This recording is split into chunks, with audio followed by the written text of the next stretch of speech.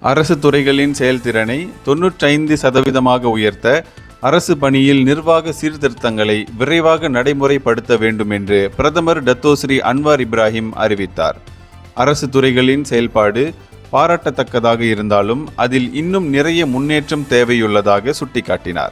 அவர் மேலும் கூறுகையில், துறைகளை ஒன்றிணைக்கும் பணிகள் முறையானதாக இல்லை என்றும், ஒரே வேலையை ஒன்றுக்கும் மேற்பட்ட அரசு ஊழியர்கள் செய்வதும், திறமையின்மையாக பணி செய்வதும், மந்தமாக பணி செய்வதும் மற்றும் அலட்சியமாக பணி செய்வதும் போன்ற குறைபாடுகளை அந்தந்த துறை தலைவர்கள் அறிக்கைகளாக கொடுத்திருப்பதாக அவர் தெரிவித்தார்.